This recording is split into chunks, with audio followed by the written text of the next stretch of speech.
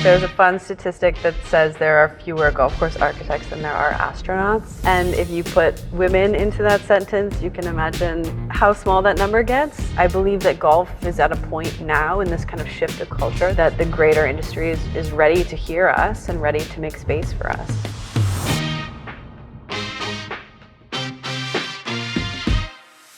Hi, I'm Hallie here with the USGA and Lexus, and we're about to go chat with Christine Frazier, a golf course architect who's driving golf forward. Let's go.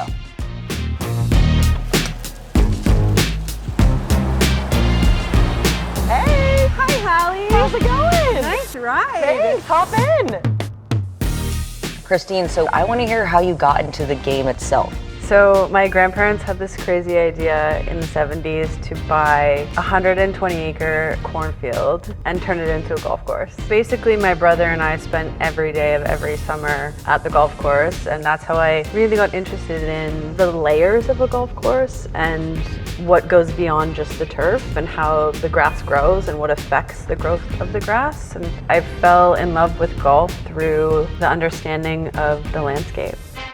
Golf is a male-dominated industry, as we both know, and I would imagine that golf architecture is even more so. How has it been navigating that space as a woman? It's interesting because women have always been in this golf architecture space, but we don't often hear about them as much as we should because there's some extremely influential women, including Alice Dye and Marion Hollins, who have impacted major golfing venues and historic, legendary golfing venues that we all know and appreciate. So women have kind of always been in this space, but it feels like golf is finally ready to, give us that voice and that space that we've been kind of clawing at for the last few decades.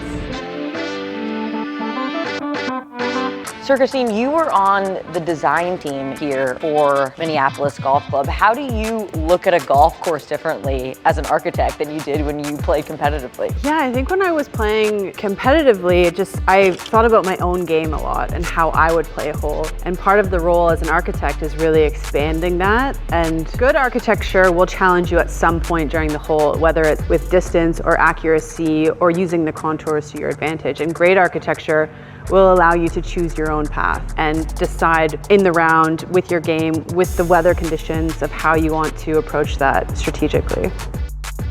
Christine, I've heard you say that your approach to design is much more holistic about the experience as opposed to just straight numbers. Can you elaborate on that? So there's this concept of golf has look uppers and golf has look downers, and the look downers are very focused on the numbers of the game. So the club they're selecting, the score they get, the yardage they have. But there's another side of it that I find really intriguing, and it involves look uppers of interacting with your environment in a different way, in a more abstract and subjective way. And what I find that does, it really enhances the experience in a lot of ways. We're standing here surrounded by native fescues and some incredibly gorgeous old trees, and we can hear the sound of the insects and the birds. And that's part of golf just as much as your 64-yard shot is.